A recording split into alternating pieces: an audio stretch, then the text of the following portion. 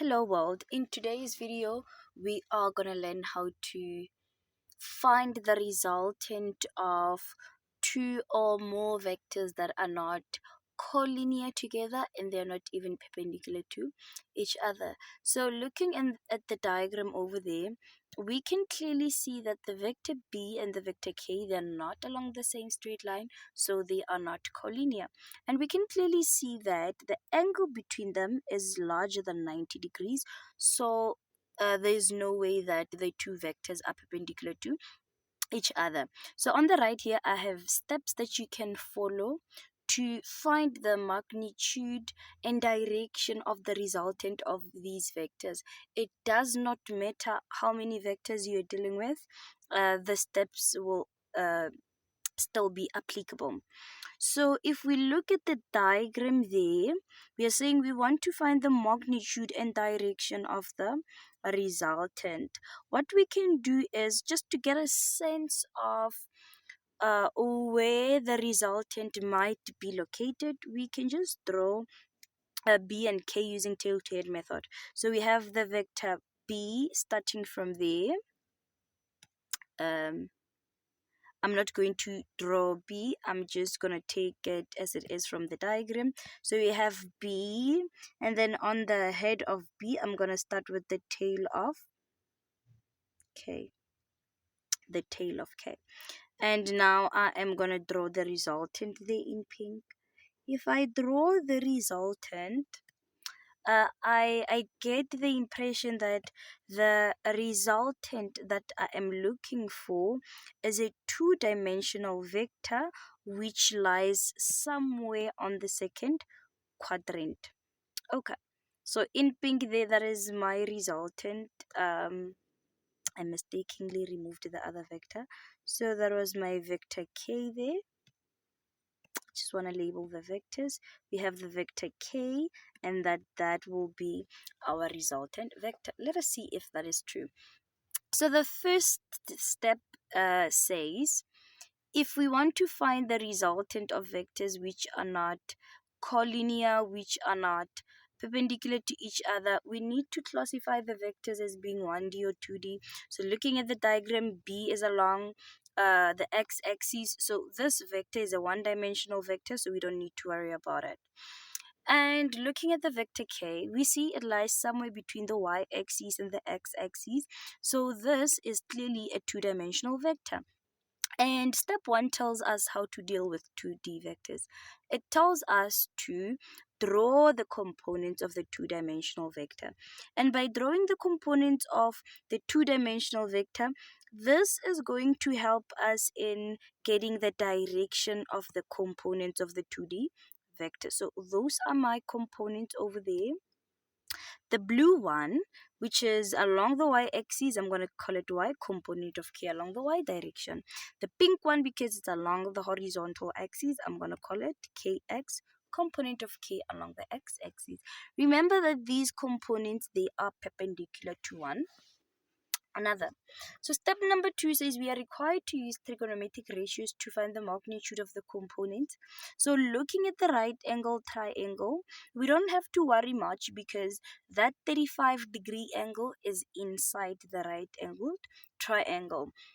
So if you are not sure, you do not need to memorize which trigonometric ratio is going to go with which component. Just define the trigonometric ratios for yourself.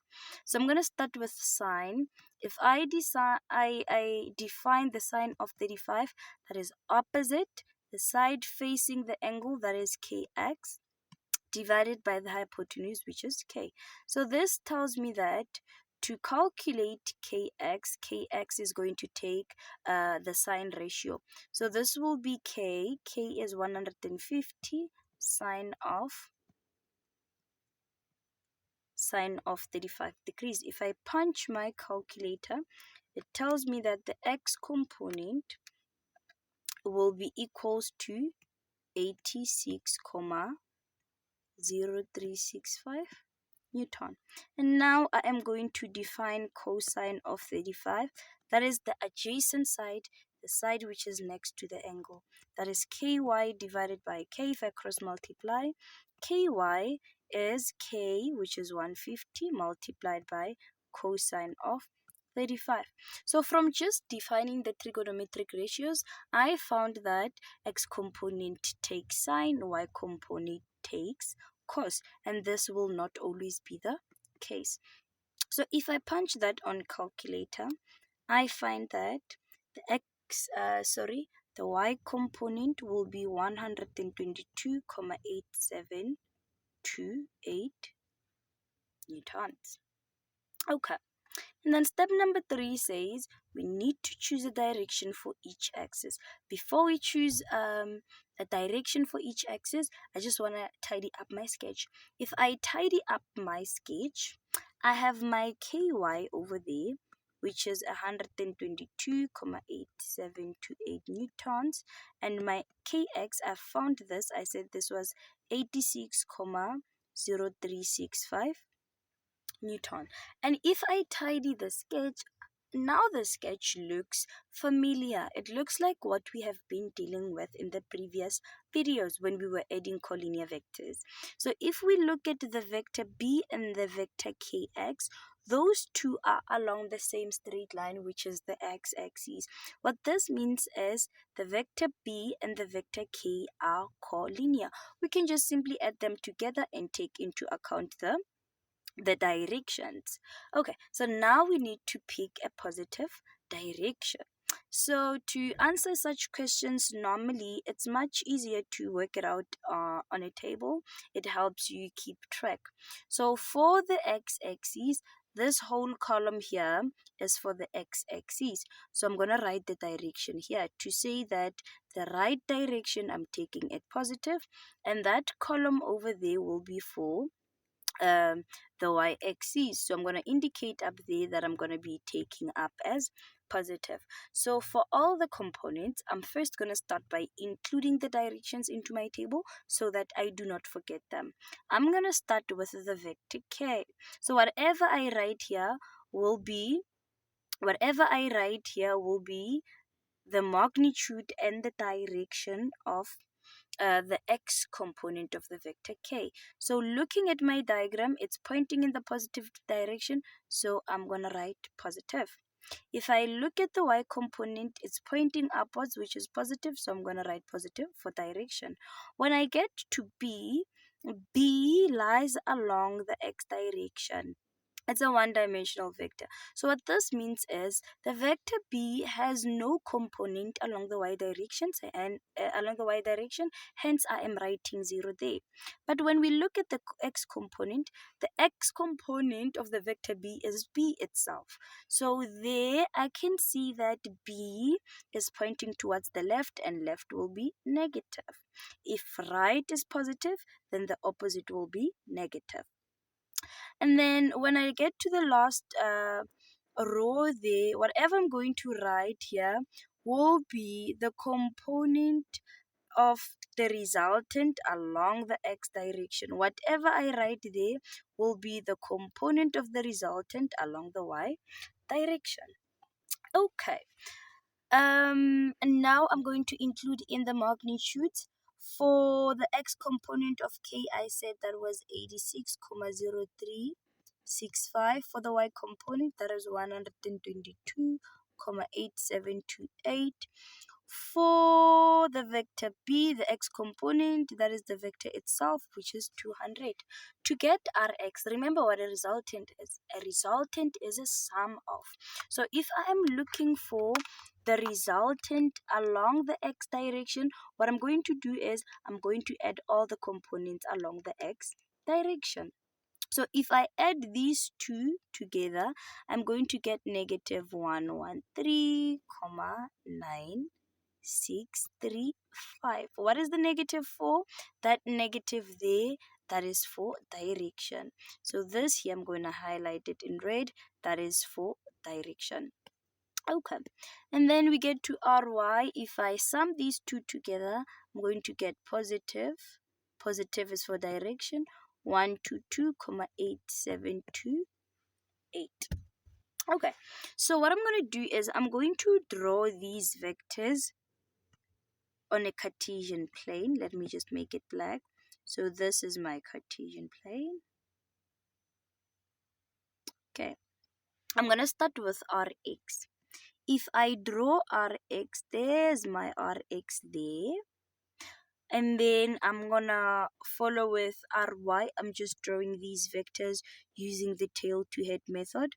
So that will be my Ry. And remember, the resultant will be from the tail of the first vector to the head of the last. And as predicted initially, my resultant is somewhere in the second quadrant. So this is Ry. We know the magnitude of Ry, it's on the table. And then we have Rx, and we said the angle between them was 90. And that means the vector in green there will be the resultant. And if I want the direction of the resultant, that will be the angle from the x-axis all the way to the vector, and I'm going to call it theta. If I look at that diagram there, it's a right angle triangle. To find R is the hypotenuse of the right angle triangle. So this means to find R, I can say R squared is equals to Rx squared plus Ry squared. And then I'm going to take a root on both sides. The magnitude will be Rx squared. That is negative 113,9635 all squared plus 122,8728 all squared. This means that my resultant will be, okay, if I use my calculator, 3,9635 squared plus 122,8728 all squared. My calculator tells me that I get 167,587 Newton. I found the magnitude. Now I can find the directional angle theta. Remember, we said to find the directional angle, you need to make use of the trigonometric ratios. So I'm going to pick the tangent of theta. Tangent of theta will be the opposite, which is Ry, divided by the adjacent, which is Rx, the side next to the angle. So if I take arctan, theta will be arctan of Ry, it's 122,8728 divided by 113,9635. Okay.